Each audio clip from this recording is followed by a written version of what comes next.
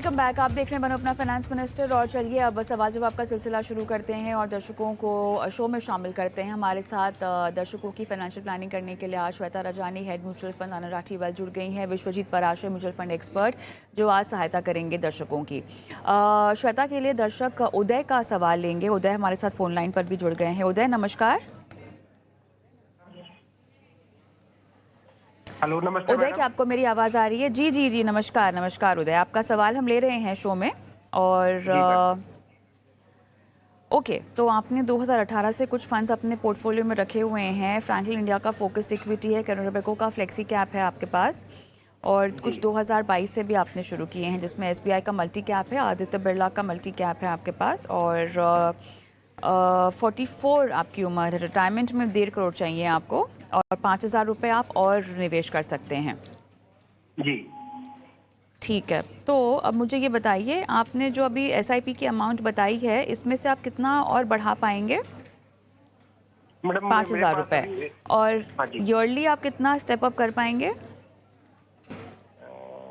10 to 15% madam. 10 to 15% आप बढ़ाएंगे। और ये जो रिटायरमेंट का आपने गोल तय किया है 1.5 करोड़ का, उदय, ये आपने कैलकुलेट किया है अच्छी तरीके से? मेरी रिक्वायरमेंट मैडम 1 करोड़ है, लेकिन मुझे और भी लाइबिलिटीज है, इसलिए मैंने 1.5 किया है इसको। ओके, लाइबिलिटीज़ के साथ साथ उदय, क्योंकि हम जो है काफ़ी लंबे अरसे की बात कर रहे हैं, लगभग 15-16 साल की बात कर रहे हैं। उसके बाद आपके अभी के जो मौजूदा एक्सपेंसेस हैं, हो सकता है उसमें इजाफा हो जाए, आपकी मेडिकल कॉस्ट हो सकता है बढ़ जाए। क्या ये सब आपने फैक्टर इन करके ये पूरा 1.5 करोड़ का अमाउंट अपने लिए डिसाइड किया है ना? जी मैडम जी।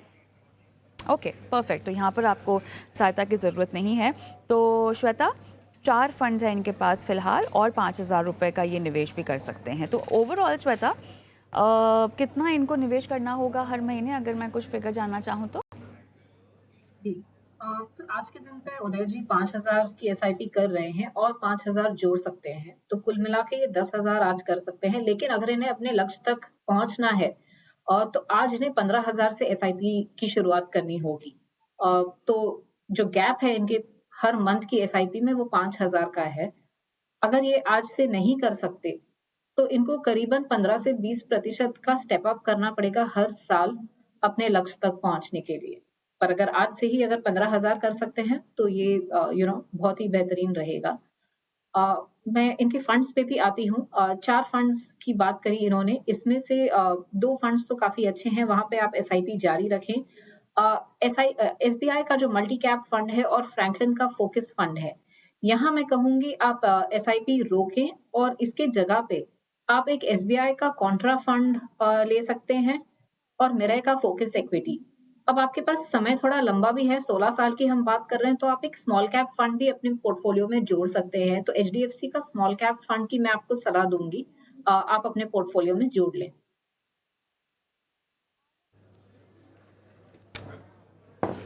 तो यहाँ पे कुछ फंड्स आपको जोड़ने की सलाह दी जा रही है उदय। और फ़िलहाल श्वेता, आपने जो इनको फंड मिक्स बताया है, उसमें ये अपने पैसों को डिवाइड कैसे करें? अ, देखिए, शुरुआत कर रहे हैं तो ये इक्वली भी डिस्ट्रीब्यूट कर सकते हैं। अ, पर जैसे-जैसे अमाउंट बढ़ते जा रहा है ना, मैं इनको कहूँगी कि 50 से 60% अपना पोर्टफोलियो, करीबन 60% लार्ज कैप की ओर रखें। तो जो कैटेगरीज़ है ना, जैसे फ़ोकस की कैटेगरी हो गई, जो कॉन्ट्रा की कैटेगरी हो गई, उनमें लार्ज कैप कंपोनेंट ज़्यादा होता है और 40% के आसपास ये मिड कैप और स्मॉल कैप रखें। इसीलिए मैंने इनको एक स्मॉल कैप फंड की भी सलाह दी और मल्टी कैप तो इनके पोर्टफोलियो में है, जहाँ से इनको एक मिड कैप का एक्सपोज़र मिल रहा है। तो अभी के लिए अगर सारे ही फंड्स में ये इक्वली डिस्ट्रीब्यूट कर लेंगे, तो अच्छा खासा एक लार्ज, मिड, स्मॉल का एलोकेशन इनको मिल जाएगा। ये जो आपने फंड्स रेकमेंड किए, क्या उन सबको ही अपने पोर्टफोलियो में रखना होगा इन्हें? जी। तो 5 फंड की टोटल मैंने इनको रिकमेंडेशन दी। 5 फंड में, हुँ। क्योंकि 15,000 की भी एसआईपी की बात कर रहे हैं, तो 3-3 हज़ार हर फंड में। ऑलराइट उदय, कोई सवाल पूछना है आपको श्वेता से? मैम, मैंने एसबीआई मल्टी कैप और आदित्य बिरला सन लाइफ मल्टी कैप में भी कर रखा है। तो दोनों में से मुझे एक एसबीआई मल्टी कैप से स्विच ऑफ करना होगा। आदित्य बिरला मल्टी कैप में आप एसआईपी जारी रखें और कैनरा रोबेको के फंड में आप एसआईपी जारी रखें। जो एसबीआई का स्कीम है मल्टी कैप का और फ्रैंकलिन फोकस, वहां मैंने आपको एसआईपी रोकने के लिए कहा। रफ़ीक का सवाल मैं लूँगी जो फ़ोन लाइन पर हमारे साथ हैं। और रफ़ीक, आपको मेरी आवाज़ आ रही है? चलिए, मेरे ख्याल से ये यूट्यूब पर सवाल अपना पूछना चाहते हैं और इन्होंने जो है पोर्टफोलियो बना रखा है विश्वजीत जी, जिसमें स्मॉल कैप है इनके पास बहुत सारे, जो कि मुझे दिखाई दे रहे हैं। एचडीएफसी क्वांट का है, निपॉन का है, एसबीआई का है, एक्सिस का है, आईसीआईसीआई प्रू का लार्ज एंड मिड कैप है और एसबीआई का मैग्नम मिड कैप है। कोटक इक्विटी अपॉर्चुनिटी पराग पारिक फ्लेक्सी कैप पोर्टफोलियो है और 15 साल में इनको चाहिए 1.5 करोड़। 10% से ये बोल रहे हैं कि स्टेप अप करेंगे, तो 18,000 रुपये और उसके लिए 9 स्कीम्स। जी, बिल्कुल कविता जी, अगर इनका पोर्टफोलियो देखें, जैसा आपने बिल्कुल ठीक बताया कि केवल 5 स्मॉल कैप फंड्स हैं, तो ये 9 फंड्स की आवश्यकता नहीं है, 5 स्मॉल कैप की भी आवश्यकता नहीं है। तो मेरा सुझाव यही रहेगा कि इनको 2 स्मॉल कैप फंड्स, जिसमें कि एचडीएफसी स्मॉल कैप फंड है, उसको स्विच करके ये एचडीएफसी टॉप 100 फंड में चले जाएँ, जो कि एक लार्ज कैप फंड है, क्योंकि वो थोड़े पोर्टफोलियो में कम है अभी कंपोनेंट। और दूसरा जो क्वांट स्मॉल कैप है, उससे भी स्विच करके ये क्वांट फोकस्ड फंड में चले जाएँ। तो 2 कैटेगरीज भी डिफरेंट हो जाएंगी और इनका लार्ज कैप में एक्सपोजर भी काफी अच्छा हो जाएगा। इसके अलावा ये एसबीआई स्मॉल कैप रोक सकते हैं, जहाँ पे जो एसआईपी उनकी जारी है, और उसको एसबीआई मैग्नम मिड कैप में मर्ज कर दें। तो फंड की जो नंबर ऑफ फंड्स हैं वो भी थोड़े कम हो जाएंगे। और जहाँ तक इनका जो गोल है 1.5 करोड़ का 15 वर्ष में, ये 18,000 की एसआईपी कर रहे हैं। तो अगर हम 12% का सीएजीआर भी लेके चलते हैं, तो अगर 10% का ये स्टेप अप कर ले हर साल, तो ये अपने गोल के बिल्कुल नजदीक पहुंच जाएंगे। करीब-करीब 1.5 करोड़ जो गोल इन्होंने अमाउंट रखा है, उसको टच कर पाएंगे। 10% का स्टेप अप अप्रोच इनको लेना पड़ेगा, ताकि ये अपने गोल के करीब पहुंच पाए। अदरवाइज बाकी जो फंड्स हैं वो अच्छे हैं, उसमें निवेशित रहें। ये जो 2-3 बदलाव बताए हैं ये जरूर कर लें, ताकि इनका डाइवर्सिफिकेशन भी हो जाए अक्रॉस मार्केट कैप और एएमसी वाइज भी। तो ये एक अच्छा पोर्टफोलियो, बैलेंस पोर्टफोलियो बन जाए। ऑलराइट, रफ़ीक तो मेरे साथ फ़ोन लाइन पर है नहीं और इसीलिए यहाँ पर जो भी आपने सलाह दी है, हम बस यही उम्मीद करते हैं कि वो इसमें बने रहें। और जो आपने स्विचिंग को लेकर सलाह दी है, उसके पीछे क्या वजह? एचडीएफसी टॉप 100 आपने कहा है कि एचडीएफसी स्मॉल कैप से ये शिफ्ट हो जाएं, और खैर स्मॉल कैप तो आपने ऑलरेडी कहा है कि बहुत एक्सपोजर है उनका पोर्टफोलियो में, बताइए। जी, बिल्कुल कविता जी, जैसा आपने कहा कि 5 स्मॉल कैप फंड्स हैं, तो इतने सारे स्मॉल कैप फंड्स की आवश्यकता नहीं है। अगर हम ओवरऑल पोर्टफोलियो में देखें, तो थोड़ा लार्ज कैप का एक्सपोजर कम है। तो इस वजह से इनको ये सलाह दी जा रही है कि ये स्विच कर लें एचडीएफसी के टॉप 100 फंड में, जो कि एक बेहतरीन लार्ज कैप फंड है। वहाँ पे इनको थोड़ा रिस्क भी इनका ओवरऑल पोर्टफोलियो में कम हो जाएगा और रिटर्न्स का पोटेंशियल भी उतना ही रहेगा। चलिए आगे बढ़ते हैं। नीतीश कुमार का मैं सवाल लूँगी और वो फ़ोन लाइन पर हैं हमारे साथ। नीतीश, नमस्कार। नमस्कार मैम। कहाँ से बोल रहे हैं आप? मैं अभी एमपी से बोल रहा हूँ। ओके, और चलिए आपके सवाल में फंड्स हैं हमारे पास जो आपने डिटेल्स दी हैं। 15 साल में आपको भी बनना है करोड़पति और 20,000 की एसआईपी आप और करना चाहते हैं और 20 साल में 2 करोड़ का टारगेट जो है आप कैसे अचीव करें, ये आपका सवाल है। मैम टोटल मुझे 20,000 का एसआईपी करनी है, जो एग्जिस्टिंग जो चल रही है, और वो टोटल सब मिला के 20,000 का। ठीक, ओके। और टोटल 20 इयर्स में 2 करोड़ है ना? 15 इयर्स में 1 करोड़ चाहिए। हाँ, 15 में 1 और 20 में 2। ठीक है, तो Shweta, Nippon India small cap, Kotak equity opportunity, Mirae asset, greater consumer fund, Tata digital India भी है इनके पास, पराग पारिक का फ्लेक्सी कैप भी है। मेरे ख्याल से कुछ सेक्टर स्पेसिफिक फंड्स जो इन्होंने पोर्टफोलियो में डाल रखे हैं उसके बारे में हम जान लेते हैं।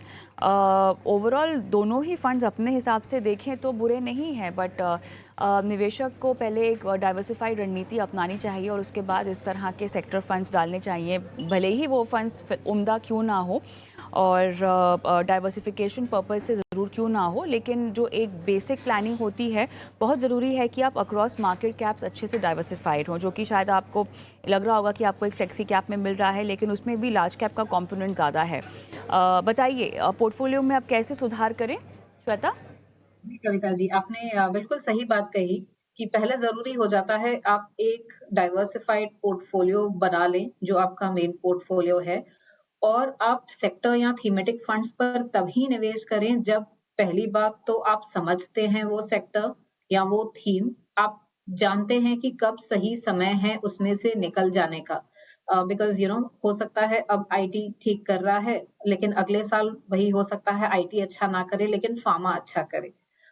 तो वो एक साइक्लिकैलिटी रहती है जहाँ टाइमिंग बहुत ज़रूरी हो जाता है, सही समय पर अपना रिटर्न बना के निकल जाना। जो हर निवेशक ज़्यादा करके नहीं कर पाते हैं। इसीलिए ये दोनों ही फंड टाटा डिजिटल और मिराई के कंज्यूमर फंड से मैं इनको सलाह दूँगी कि ये यहाँ से निकल जाएँ, यहाँ एसआईपी ना करें। इसके जगह पे आपके पास एक स्मॉल कैप फंड है, आपके पास एक large and mid cap fund है। तो ये तो अच्छे फंड हैं, आप जारी रखें। इसके अलावा एक फ्लेक्सी कैप फंड आप जोड़ लें पोर्टफोलियो में, तो एचडीएफसी का फ्लेक्सी कैप फंड, एक और मल्टी कैप फंड क्वांट का जैसे एक्टिव फंड हो गया, एक एसबीआई का कॉन्ट्रा फंड और एचडीएफसी का डिविडेंड यील्ड। तो अगर आपने ये 4 फंड में निवेश कर लिया ना, तो आपके पास large cap, mid cap, small cap तीनों ही का एक्सपोज़र मिल जाएगा और यहाँ पे फंड मैनेजर को जो-जो सेक्टर चेंजेस करने हैं, वो अपने सही समय देखकर करते रहेंगे एंड आप अपनी एसआईपी लगातार लंबे समय तक जारी रख सकते हैं। तो मेरी सलाह ये रहेगी आप सेक्टर फंड्स अवॉइड करें। अ, आप मेन एक स्ट्रैटेजिक पोर्टफोलियो अपना बना दें। इसके अलावा एक और फंड था पराग पारिक फ्लेक्सी कैप लेकिन उससे बेहतर फंड होगा कि अगर आप मल्टी कैप या एक डिविडेंड यील्ड फंड में चले जाएँ। तो वो तीसरा फंड है जो मैं आपको रोकने के लिए सलाह दूँगी। एक और चीज़ आपकी जो लक्ष्य के लिए आपने एसआईपी कही है, आप 20,000 की एसआईपी कर सकते हैं।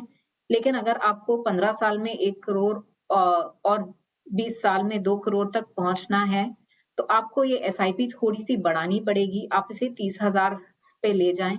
अगर आप आज से 30,000 से शुरुआत नहीं कर सकते हैं, तो आप 20% का टॉप अप हर साल कर लें। ये आपको मदद देगा अपने लक्ष्य तक पहुँचने के लिए। और Nitish Kumar, all the best. आपको जो बदलाव बताए गए हैं उन पर आप थोड़ा सा गौर करें और सेक्टर स्पेसिफिक फंड पोर्टफोलियो में आप डालें। उससे पहले बहुत ज़रूरी है कि आप अपने पोर्टफोलियो को थोड़ा सा डाइवर्सिफाइड करें मार्केट कैप्स के लिहाज से, और जो सलाह आपको श्वेता ने भी दी है। और श्वेता ने भले ही आपको बहुत सारे फंड्स बताए हों, लेकिन ज़रूरी नहीं है कि आप उनको सभी को अपने पोर्टफोलियो में शामिल करें। आप देखिए कि आपको कौन सा फंड समझ में आ रहा है और उसके मुताबिक आप अपने पोर्टफोलियो में इन फंड्स को भी जगह दें। मोइजुद्दीन साहब मेरे साथ फ़ोन लाइन पर हैं। नमस्कार। नमस्कार ma'am, good evening. Good evening. बताइए, आपने निवेश कर रखा है म्यूचुअल फंड्स में? जी जी मैडम, मैं हाजीपुर बिहार से बोल रहा हूँ जी। और मैं एक प्राइवेट कंपनी में जॉब करता हूँ, मोबाइल कंपनी में। ओके। और मैं 15 महीने का मतलब 15,000 हर महीने में इन्वेस्टमेंट कर रहा हूँ एसआईपी में। और मेरा प्लान जो है वो आफ्टर रिटायरमेंट मतलब 30 साल के बाद मेरा जो कॉर्पेस होना चाहिए वो लगभग 2 से 5 करोड़ का टारगेट है। तो वो कैसे अचीव होगा, उसके लिए पोर्टफोलियो में कुछ चेंजेस करने हैं या कुछ अमाउंट बढ़ाने हैं, वो आप मुझे सजेस्ट कर दे तो ज्यादा बेटर होगा। खुद ही बनाया है आपने ये पोर्टफोलियो अपना? मैडम, ये मैंने लगभग 2-3 महीने बहुत रिसर्च करने के बाद मैंने खुद से बनाया है इसका पोर्टफोलियो का। चलिए ठीक है, बहुत समय मैं नहीं लूंगी और मैं जाऊंगी विश्वजीत जी के पास। बताइए विश्वजीत जी। तो सबसे पहले तो मोइजुद्दीन साहब, मुबारकबाद। आपने जो रिसर्च करी है बिल्कुल कामयाब रिसर्च है। सारे ही फंड्स आपने बहुत अच्छे चुने हैं, बहुत अच्छा पोर्टफोलियो है, वेल डाइवर्सिफाइड है। और जो रकम आप एसआईपी कर रहे हैं 15,000 की, वो भी काफी अच्छी है। और म्यूचुअल फंड्स का सबसे बड़ा लाभ ये है कि अगर आप लंबे समय के लिए निवेश करते हैं, तो पावर ऑफ कंपाउंडिंग का एडवांटेज मिलता है, जिससे एक बहुत बड़ा कॉर्पस बन जाता है। तो जो लक्ष्य आपने रखा है 5 करोड़ का, मुझे ऐसा लगता है कि आपने महँगाई को कंसिडर करा हुआ है, तो एक अच्छा खासा लक्ष्य है और 15,000 की एसआईपी आप कर रहे हैं। केवल 1,500 की अगर एसआईपी और इंक्रीज़ कर दें, केवल 1,500 रुपए और इंक्रीज़ करने हैं, तो आप 5 करोड़ के लक्ष्य के बिल्कुल हिट करेंगे, बिल्कुल करीब पहुँच जाएँगे उसके। और ये 1,500 रुपए किसी भी जो 5 फंड्स हैं आपके, जैसे कि ICICI prudential blue chip fund है, इसमें भी आप बढ़ा सकते हैं। तो 16,500 की एसआईपी से 30 वर्ष, क्योंकि एक बहुत लंबी अवधि है, जिसके कारण आप एक बहुत अच्छा कॉर्पस जनरेट कर पा रहे हैं। इसके अलावा मोइज़ुद्दीन साहब, मैं आपको एक और अच्छी चीज़ बताऊँगा, अगर आप केवल 10% का स्टेप अप करें, यानी कि 15,000 अगर आप कर रहे हैं, तो 1 साल के बाद 1,500 और बढ़ा दें और ऐसे 30 साल तक अगर आप करते रहें, तो आपको ताज्जुब होगा कि आप 30 साल बाद आपका जो कॉर्पस है वो 13 करोड़ 25 लाख का हो जाएगा। तो बस थोड़ा-सा आप हर साल थोड़ा-थोड़ा जहाँ-जहाँ आपकी जब भी आपकी इनकम बढ़े उसको बढ़ाते जाएँ और एक बहुत अच्छा कॉर्पस और बहुत अच्छी रिटायरमेंट का आपने अच्छा प्लान बनाया हुआ है और बहुत-बहुत मुबारकबाद। करते हैं सुजीत ठाकुर क्या है मेरे साथ फ़ोन लाइन पर। सुजीत जी नमस्कार। सुजीत ठाकुर जी, आपको मेरी आवाज़ आ रही है? सुजीत? हाँ सर। हाँ सर, आ रहा है आवाज। आपने अपने पोर्टफोलियो में जो 15 फंड्स डाले हैं, मुझे बताइए सर, कि ये आपको कब तक निवेश करना है इनमें 15 साल करना है मैडम। और कितनी राशि इकट्ठा करनी है? 15 साल करना है। 30,000 की एसआईपी है। मैडम हमारा जो अभी पोर्टफोलियो है थोड़ा स्मॉल कैप भी 5 से ऊपर है और मिड कैप भी, इसलिए पोर्टफोलियो थोड़ा सा हमको ये बता दीजिए इसमें से किस किस फंड में हम कराना है और किस किस में स्विच कर दी चाहे रिडीम कर ली। ऑलराइट, श्वेता आपके पास है इनका सवाल, बताइए फंड्स को कैसे कम कर सकते हैं पोर्टफोलियो में से। जी कविता जी, सुजीत जी, आपके पोर्टफोलियो में काफी सारा मिड और स्मॉल कैप है। मैं कहूंगी करीबन 70% आपके पास मिड और स्मॉल कैप स्कीम है, प्लस एक एएमसी कंसंट्रेशन जिसे हम कहते हैं कि एक ही फंड हाउस की बहुत सारी स्कीम्स है, और तो ये हमें करेक्ट करने की जरूरत है। प्लस आप 30,000 की एसआईपी कर रहे हैं, उसके लिए आपके पास 15 स्कीमें हैं, तो जरूरी है कि आप स्कीम्स थोड़ी कम कर लें अपने पोर्टफोलियो में। काफी सारी स्कीम्स हैं जो मैं आपको सलाह दे रही हूँ रोक देने की। एसआईपी आप चाहें तो नोट डाउन कर लें। मोतीलाल ओसवाल का large and mid cap fund, Nippon का फ्लेक्सी कैप फंड, आईसीआईसीआई का ब्लू चिप फंड, इसके अलावा एसबीआई मैग्निम का मिड कैप फंड, एक्सिस का mid cap fund, Axis small cap fund, SBI small cap fund, Parag Parikh flexi cap fund. तो ये सारे funds हैं जहां आप एसआईपी रोक सकते हैं। इनमें आप कुछ स्कीम्स जोड़ें, क्योंकि आपको जहां आप 70% मिड और स्मॉल है, आपको करीबन 60% लार्ज कैप होना चाहिए और 40% मिड एंड स्मॉल कैप होना चाहिए। इसीलिए आप कैनरा रोबेको का flexi cap, ICICI pru dividend yield और क्वांट का वैल्यू फंड, ये जोड़ लें 3 फंड अपने पोर्टफोलियो में। तो यहाँ पे आपको एक लार्ज कैप की प्रोपोर्शन अपने पोर्टफोलियो की बढ़ जाएगी और फंड्स भी आपके करीबन 8 से 10 फंड पे आप आ जाएंगे, 8 फंड के आसपास आप आ जाएंगे, जो आपके पोर्टफोलियो के लिए सही है। आपको बहुत डाइवर्सिफिकेशन भी मिल जाएगी और अच्छा खासा एक पोर्टफोलियो क्रिएट हो जाएगा। एक चीज, आपकी एसआईपी का जो अमाउंट आपने कहा, आप मुझे ध्यान में नहीं आपका लक्ष्य कितना है, लेकिन अगर आप 30,000 से एसआईपी जारी रखते हैं तो आप करीबन 15 साल में 2 करोड़ पर पहुंच जाएंगे। तो एक बारी वो भी चेक कर लें क्या आपका लक्ष्य पूरा हो रहा है। अगर नहीं तो आप आपको एसआईपी बढ़ाने की एक शायद जरूरत पड़ेगी। जी सुजीत जी।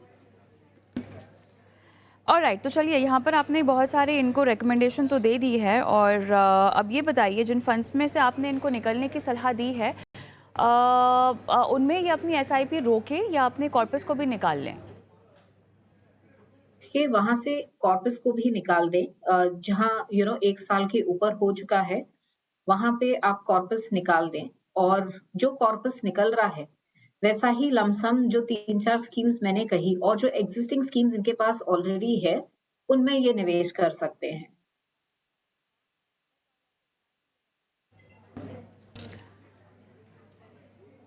चलिए आगे बढ़ते हैं और जयंत धोंडलकर हैं क्या फ़ोन लाइन पर मेरे साथ? चलिए फ़ोन लाइन पर नहीं है। विश्वजीत जी, एसबीआई का blue chip long term equity mid cap hybrid इनके पास है, एबीएसएल का फंड है इनके पास और 3 साल से कर रहे हैं और 50 लाख चाहिए इनको 5 से 6 साल में। फ़ोन लाइन पर है नहीं तो मेरे पास बहुत डिटेल्स नहीं है और कितनी की एसआईपी कर रहे हैं उसकी भी डिटेल्स नहीं है, बट एसबीआई के बहुत सारे फंड इन्होंने जो हैं वो पोर्टफोलियो पर रखे हुए हैं। और जयंत फ़ोन लाइन पर आ गए हैं मेरे साथ। जयंत, हाँ बोलिए। कितने की एसआईपी कर रहे हैं आप? 2,000 रुपये, मतलब 10,000 रुपीज़ के 5 SIP है। ठीक है। और ये आपने सारे एसबीआई के किसी खास वजह से डाले हैं फंड्स? नहीं, मुझे वो उसमें रिटर्न अच्छा लगे इसलिए मैं चालू किए थे। अच्छा, अभी वो पोर्टफोलियो रेकमेंड की नहीं मेरी किया है? वैल्यू लगभग 12 लाख की हो गई है। अच्छा, किसी ने आपको रेकमेंड नहीं किया ना ये सारे फंड्स की किए हैं? नहीं, मैंने मेरी चॉइस से किया। एक तो नेशनलाइज बैंक है बोल के, और दूसरा आदित्य बिरला का अच्छा लगा था इसलिए। ओके। 2018 विश्वजीत में मैंने जी, चालू किया है। जी, उसकी डिटेल्स आपने हमें दी हैं। 3 साल बंद था SIP। हाँ। इसलिए अभी उसका जो वैल्यू है वो 12 लाख हो गया है। ऑलराइट, बताते हैं आपको क्या करना चाहिए। और 50 लाख रुपए जो आपने लिखा है 5 से 6 साल में, जी, उसकी जानकारी आपने दी है। विश्वजीत जी के पास जाना चाहूँगी मैं। विश्वजीत जी, अब बताइए, एसबीआई का भरोसेमंद बैंक है जिसके चलते लोग जो है उसके फंड्स भी पोर्टफोलियो में शामिल कर लेते हैं। बहुत सारे समय ऐसा होता है कि लोगों के बचत खाते इस बैंक में होते हैं तो उसकी भी वो फंड्स खरीद लेते हैं, उनको बेच दिए जाते हैं। बहरहाल, जब भी आप पोर्टफोलियो की प्लानिंग करें तो एक भरोसेमंद नाम तो खैर कंसिडर आप करते ही हैं, लेकिन उसके साथ साथ फ़ंड की परफॉर्मेंस को भी आपको ध्यान में रखना चाहिए। इन्होंने खुद ही ये फंड्स जोड़े हैं पोर्टफोलियो में और ये कह रहे हैं कि इनके प्रदर्शन से ये खुश भी हैं। 50 लाख का इनका टारगेट है 5 से 6 साल में, लेकिन अब एक ही एएमसी में अगर आप भले ही डाइवर्सिफाइड अप्रोच अपना रहे हैं, क्योंकि इनके फंड्स भी अलग अलग तरह के हैं, तो ये क्या काफ़ी होता है या अलग अलग एएमसी के ही फंड्स आपको रखने चाहिए और एक ही एएमसी में इतना कॉन्सेंट्रेट नहीं होना चाहिए आपके पोर्टफोलियो को? विश्वजीत जी। जी, बिल्कुल कविता जी, आपने बिल्कुल ठीक कहा। एसबीआई एएमसी वैसे लार्जेस्ट एएमसी है, बहुत रेप्यूटेड नाम है, काफ़ी फंड की परफॉर्मेंस भी अच्छी है। उसके बावजूद भी हम सलाहकार हम यही कहते हैं कि आपका जो पोर्टफोलियो है, वो डाइवर्सिफाइड होना चाहिए। तो डाइवर्सिफिकेशन में कहाँ-कहाँ होना चाहिए? एक तो अक्रॉस एएमसीज़ होना चाहिए, तो सारे फंड एक एएमसी के नहीं होने चाहिए, क्योंकि कभी ना हो सकता है, ऐसा हो सकता है बाय रिस्क है, इसको हम कंसंट्रेशन रिस्क भी कहते हैं कि अगर एक एएमसी ने नहीं परफॉर्म किया, तो आपका ओवरऑल पोर्टफोलियो में रिस्क बढ़ जाता है और पोर्टफोलियो में रिटर्न्स काफ़ी कम हो जाएँगी। तो अगर आपने अक्रॉस एएमसीज़ ले रखा है, कुछ एचडीएफसी फंड ले रखा है, कोई अच्छा फंड आईसीआईसीआई का ले रखा है या फिर कोई अच्छा फंड एसबीआई का ले रखा है, तो आपका रिस्क जो है अक्रॉस एएमसीज़ कम हो जाता है। दूसरा हम डाइवर्सिफिकेशन बोलते हैं कि मार्केट कैप, जो लार्ज कैप, मिड कैप और स्मॉल कैप के बारे में होता है। तो जितना डाइवर्सिफिकेशन होता है उससे ऑब्जेक्टिव यही है कि आपका पोर्टफोलियो का जो रिस्क है वो कम हो जाए। तो इसलिए ये सलाह दी जाती है कि एक एएमसी में, चाहे वो कितनी भी अच्छी एएमसी हो, सारे फंड उसमें ना रखें। 15 से 20% का आपका जो पोर्टफोलियो है वो एक एएमसी में रख सकते हैं। कम से कम 5-6 एएमसीज़ आपके पोर्टफोलियो में होनी चाहिए। तो मेरी सलाह ये रहेगी जैन साहब को कि आपके जो 2 फंड हैं एसबीआई के, SBI long term equity fund जो कि एक ईएलएसएस फंड है, तो मुझे मालूम नहीं कि उसमें 3 साल नहीं हुए हैं या हो गए हैं, तो उसमें बने रहें, और एक SBI magnum mid cap fund. तो ये 2 फंड अच्छे हैं, इसमें बिल्कुल आप निवेशित रहें। बाकी मैं आपको सलाह दूँगा कि आप थोड़ा-सा पोर्टफोलियो आप रिबिल्ड करें। उसकी जगह बाकी 2 फंड्स की जगह आप लें HDFC large and mid cap fund, ताकि एक अलग कैटेगरी फंड मिल जाए आपको, और इसके अलावा पराग-पारिक फ्लेक्सी कैप फंड। तो ज्योग्राफिकली डाइवर्सिफिकेशन भी आपको मिल जाएगा, क्योंकि हम ज़्यादातर फंड्स जो हैं डोमेस्टिक में इन्वेस्ट करते हैं, पराग-पारिक जो है इंटरनेशनल इक्विटीज में भी निवेश करता है। तो यहाँ पे भी आपको एक एडिशनल डाइवर्सिफिकेशन मिल जाएगा। इसके अलावा मैं आपको ये सलाह दूँगा, जो आपका गोल है, उसमें आपकी परफॉर्मेंस जो फंड्स की है काफ़ी अच्छी रही है, 12 लाख करीब आपका बन गया है 3 साल में। बाकी जो 50 लाख का है, यानी करीब-करीब अभी भी 36 लाख रुपए चाहिए आपको, 48 लाख रुपए आपको चाहिए, तो उसके लिए आपको एसआईपी काफ़ी हद तक इंक्रीज़ करनी पड़ेगी। मेरे ख्याल में आप एसआईपी इंक्रीज़ करें और कम से कम 15% का आप स्टेप अप लेके चलें हर साल, तो ही आप अपने गोल के आस-पास पहुँच पाएँगे। तो या फिर आपको मैं सलाह दूँगा कि आप थोड़ा-सा गोल टाइम होराइज़न थोड़ा-सा बड़ा कर दें। तो अगर 5 साल का भी आप इंक्रीज़ करते हैं टाइम होराइज़न, तो आप अपने गोल के कंफर्टेबली पहुँच जाएँगे, अगर आप स्टेप अप अप्रोच लेके चलते हैं। तो जयंत जी, थोड़ा-सा एएमसीज़ चेंज करें, जो 2-3 फंड्स मैंने आपको बताए हैं उसमें स्विच करें।